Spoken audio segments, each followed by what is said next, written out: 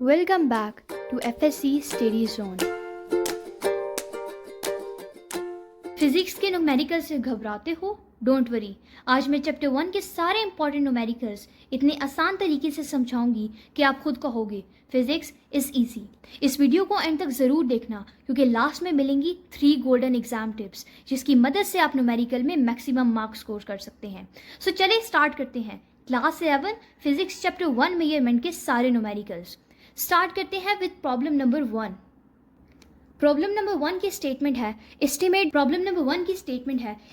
The number of heart beats in a life time. अब हमने life time में heart beats निकालनी है।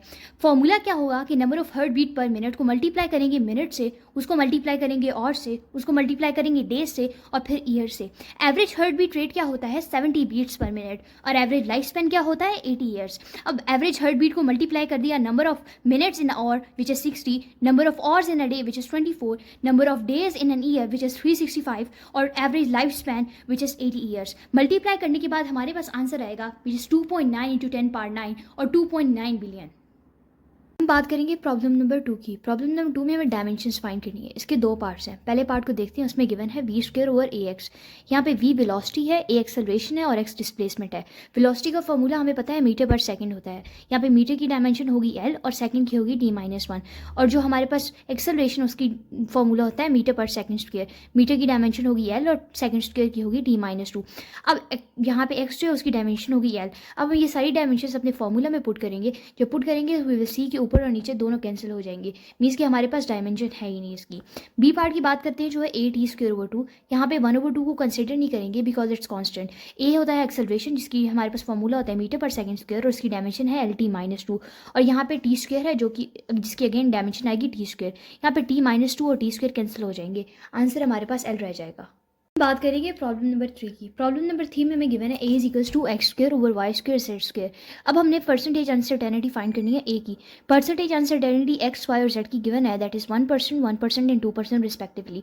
अब परसेंटेज अनसर्टेनिटी फाइंड करने के लिए हम जो पावर है उसको मल्टीप्लाई कर देते हैं परसेंटेज अनसर्टेनिटी से और साथ में बाकी सबको ऐड करते हैं।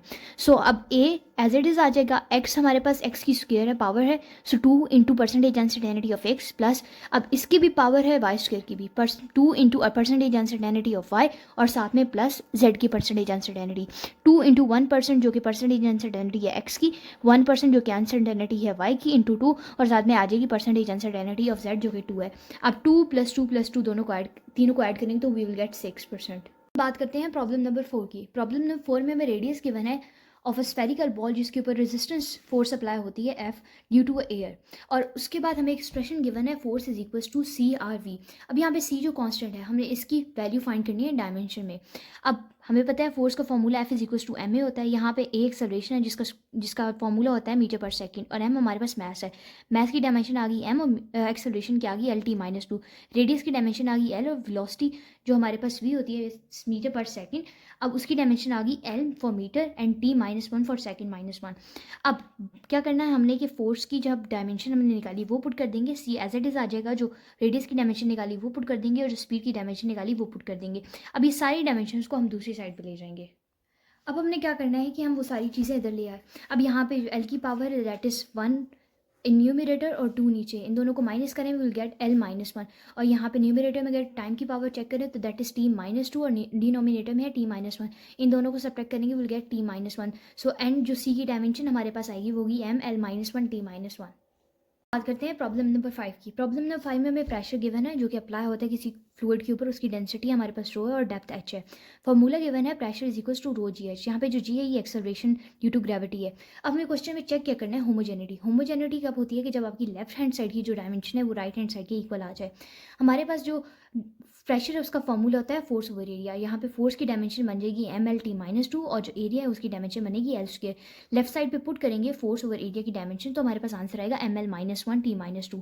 राइट हैंड साइड की बात करते हैं तो सबसे पहले हमारे पास रो है, रो होता है mass per volume. So mass की डायमेंशन आ गई m और एल स्क्वायर की डायमेंशन आ गई एल क्यूब, सॉरी वॉल्यूम की डायमेंशन आ गई एल क्यूब, और इसकी डायमेंशन बन जाएगी m l minus one. Gravity की बात करें जो कि एक्सेलरेशन है मीटर पर सेकंड स्क्वायर, इसका फॉर्मूला होता है मीटर की आ गई एल और टी स्क्वायर माइनस टू की आ गई टी माइनस टू। एच की बात करते हैं जो कि डेप्थ है और उसकी डायमेंशन होती है लेंथ, लेंथ की डायमेंशन आ गई एल। अब हम बात करते हैं रो जी एच की। अब हम रो जी एच में जितनी भी हमने रो की डायमेंशन निकाली, ग्रेविटी की निकाली, एच की डाली, इन तीनों को मल्टीप्लाई करेंगे। मल्टीप्लाई करने के बाद हमारे पास ये आंसर आएगा। अगर हम देखें जो ये आंसर है ये हमारे लेफ्ट हैंड साइड पे जो आंसर है इसके इक्वल है, मीन्स कि द इक्वेशन जो कि हमारे पास है pressure is equals to rho g s, ये होमोजीनियस है। बात करते हैं प्रॉब्लम नंबर 6 की। प्रॉब्लम नंबर 6 में हमें फाइंड करना है कि number of proton in a bacterium. Mass of bacterium देखें तो वो 1 × 10⁻12 ग्राम होता है। अगर इसको हम एसआई यूनिट में कन्वर्ट करें दैट इज़ 1 × 10⁻15 kg। अब हम बात करते हैं mass of one atom in a biological material जो कि होता है 2 × 10⁻26 kg। Number of atom find करने के लिए हम क्या करेंगे कि मैस ऑफ बैक्टीरियम को डिवाइड कर देंगे mass of one atom in a biological material. Divide करने के बाद वी विल गेट 5 × 10⁻10 एटम्स। अब हम एज्यूम कर लेते हैं कि जो एवरेज नंबर ऑफ प्रोटॉन है इन एटम में दैट इज 20 को मल्टीप्लाई कर देंगे हमने जो नंबर ऑफ एटम निकाले हैं उससे। मल्टीप्लाई करने के बाद विल गेट 100 × 10⁻10, या फिर इसको हम 1 × 10⁻12 प्रोटॉन भी लिख सकते हैं। करते हैं प्रॉब्लम नंबर 7 की। प्रॉब्लम नंबर 7 में हमें कहा गया कि how many hydrogen atom does it take to stretch across the diameter of sun. हमें number of hydrogen atom find करने हैं। सबसे पहले हम डायमीटर ऑफ हाइड्रोजन एटम बात कर लेते हैं जो होता है 1 × 10⁻−10 मीटर, और डायमीटर ऑफ सन की बात करें तो होता है 1.39 × 10⁻9 मीटर्स। अब number of hydrogen atom find करने के लिए हम डायमीटर ऑफ सन को डिवाइड कर देंगे डायमीटर ऑफ हाइड्रोजन एटम से।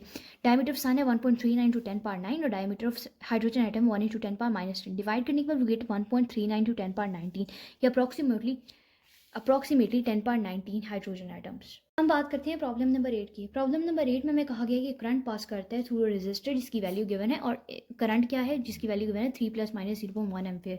सबसे पहले पार्ट में कहा गया कि calculate the power consumption. Power का फॉर्मूला होता है I² × R। अब यहाँ पे I की वैल्यू डालेंगे विच इज़ 3 एंड उसका स्क्वायर, और R की वैल्यू डालेंगे विच इज़ 13। इन दोनों को मल्टीप्लाई करेंगे वी विल गेट 117 वाट। अब बी पार्ट की बात करते हैं। बी पार्ट में हमें percentage uncertainty of current find करनी है। परसेंटेज अनसर्टेनिटी फाइंड करने के लिए हम जो डेल्टा आई है उसको डिवाइड कर देंगे आई से, उसको मल्टीप्लाई कर देंगे 100 से। अब करंट की जो वैल्यू गिवन थी दैट वाज 3 ± 0.1। यहाँ पे जो डेल्टा आई है वो 0.1 है और आई जो है वो 3 है। अब जस्ट वैल्यूज पुट करेंगे विल गेट 3.3%, या फिर अगर हम बुक के लिहाज से देखें दैट्स 3%। कुछ पार्ट सी की बात करते हैं। पार्ट सी में हमें फाइंड करनी है परसेंटेज अनसर्टेनिटी ऑफ रेजिस्टेंस। अब परसेंटेज अनसर्टेनिटी रेजिस्टेंस फाइंड करने के लिए again same formula delta r over r into 100। Resistance की वैल्यू गिवन है 13 ± 0.5। यहाँ पे जो डेल्टा आर है वो होगा 0.5 और जो आर है वो होगा 13। वैल्यूज पुट करेंगे विल गेट 3.84 या अप्रॉक्सीमेटली 3.84%। अब बात करते हैं पार्ट डी की। पार्ट डी में हमें फाइंड करना है एब्सोल्यूट अनसर्टेनिटी। पावर ऑलरेडी हमने फाइंड की हुई थी जो कि हमारे पास 117 वाट आई थी। एब्सोल्यूट अनसर्टेनिटी फाइंड करने के लिए हम रिलेटिव अनसर्टेनिटी पहले फाइंड करेंगे। रिलेटिव अनसर्टेनिटी फाइंड करने का फॉर्मूला है डेल्टा पी ओवर पी। अब यहाँ पे हमारे पास जो पावर का फॉर्मूला है that is I² × R।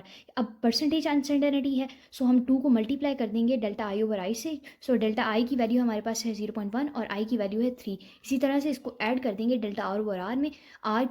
Delta R की वैल्यू 0.3 और आर की वैल्यू 13 है। जब इसको मल्टीप्लाई करके ऐड करेंगे विल गेट 0.10।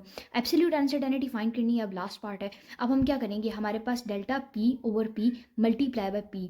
अब यहाँ पे डेल्टा पी ओवर पी इसकी वैल्यू हमने ऑलरेडी फाइंड किया जो कि 0.1 आई है, और पावर की वैल्यू हम पीछे फाइंड कर चुके हैं जो कि 117 वाट आई थी। इन दोनों को मल्टीप्लाई करेंगे will get approximately answer which is 11.7 watts. बात करते हैं 3 गोल्डन टिप्स की। फर्स्ट टिप ये है कि write the given data clearly. Second tip है कि करेक्ट फॉर्मूला यूज़ करें यूनिट्स के साथ। और थर्ड है जो आपका फाइनल आंसर हो, जो रिजल्ट हो, उसको यूनिट्स के साथ लिखें और फिर उसको हाईलाइट कर दें। ऐसी मज़ीद वीडियो देखने के लिए मेरे चैनल को सब्सक्राइब करें और अपने दोस्तों के साथ शेयर करें।